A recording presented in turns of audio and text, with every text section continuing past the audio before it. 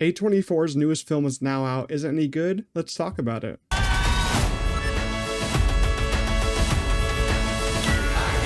On the last night of 1999, two high school juniors crash a New Year's Eve party only to find themselves fighting for their lives when Y2K becomes a reality. So this film is actually from Kyle Mooney, who many of you probably know from SNL because he was on it for almost 10 years during like the primetime sketches and all that, during like mid 2010s and all that. And Y2K is actually his directorial debut, which he also stars and has like a kind of major role, kind of a smaller role in here, but I will get to that in a little bit when we do talk about the cast.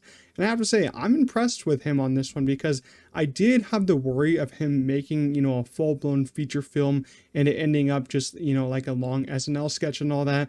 Because, that's where he's from. Some SNL people do really good outside of SNL.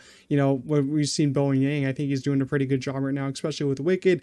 But then some SNL people just, they try to get those outside jobs from SNL, the acting jobs and all that, and it doesn't really end up pretty well.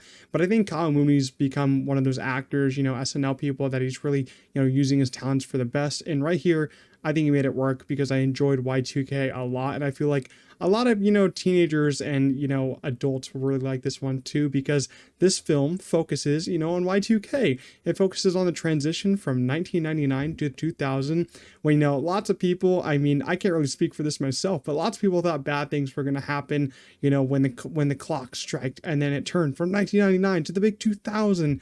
But not for me. I didn't think it was going to happen. And the only reason for that is because I wasn't alive. No, I was not alive in 2000 or 1999. So I did miss that whole transition. I missed that period of time. So a lot of these references actually flew over my head, but there's a lot of references in here that I did understand and I did enjoy some of those. There's also a pretty good cameo in here. If you are like an adult older than me, you'll really appreciate that because a lot of people in my audience appreciated these references more than me. So if you're an adult, you'll probably catch a lot of these hidden things. And I will say I had a lot of fun with it, and I think it's another really strong comedy released this year. I think the best part about this movie was actually the script, and you're probably saying, oh, well, that's kind of crazy. The script on this film, one of the best scripts of the year.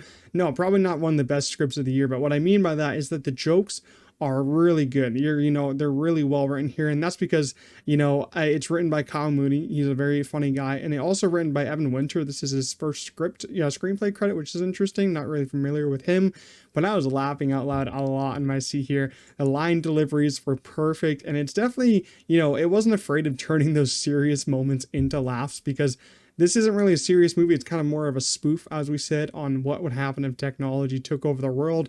And that's basically how, everything shapes up here. And, when people are dying in this movie, you turn these, death scenes, like they're getting emotional. And then, they whip out a joke. And I'm like, okay, I understand what they're doing here. And if you can't really get with that, you're probably not going to like the movie. But I understood what I was getting when I went into it. Like you watch the trailer, some serious things happen, but it really just is a full comedy. It's a full spoof on that 1999 2000s and, all that happening. So go into the movie and just expect a full comedy. Don't really expect a lot of serious moments. Let's talk about the cast. We have Jaden Martell and Rachel Zegler as our two leads in this film.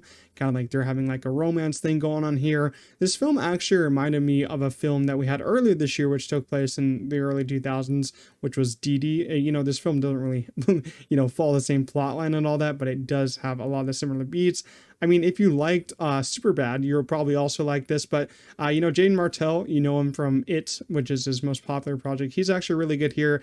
I've always wanted him to get some bigger projects. Rachel Zegler, if you're a hater of Rachel Zegler and you want to hate something in the comments, I will just delete that. And I'm not going to talk about that. No reason to really hate an actress at this moment. We're not talking about her, most hated role. We're not talking about Snow White. I don't really care about that movie at all, but I'm not going to hate on her because I thought that she did a great job in this movie. Just like, West Side Story, which I thought that she was fantastic in that movie. She was just great.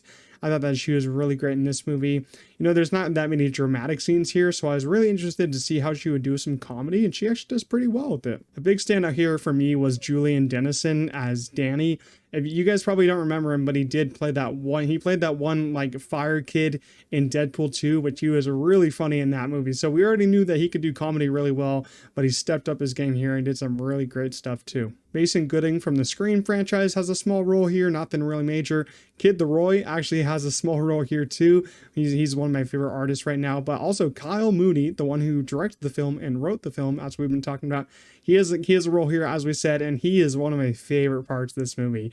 He was hilarious. He plays like this druggy kind of character who's always high, and he owns this video shop that the two main characters are always talking to. He was really funny, man. He stole so many scenes in this movie.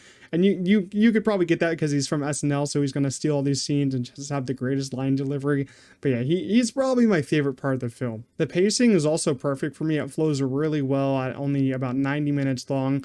It's as fast-paced as you would expect a comedy to be, and that's a good thing for me personally because I hate comedies that just feel drawn out. Overall, Y2K is another strong comedy this year. It made me laugh out loud a lot. Kyle Mooney did a really good job with his first feature film, even though I did want to spend more time with some characters and relationships. I thought the script was also top notch. As I said, Jaden Martell with Rachel Zegler made for some great leads. Also, the practical effects were also really sick. I'm going to give Y2K a strong 7.5 out of 10. If you saw Y2K, leave your thoughts down below in the comments. If you enjoyed my review, though, make sure to leave a like, subscribe to the channel. Helps a lot, and I'll see you guys in the next one. Peace out.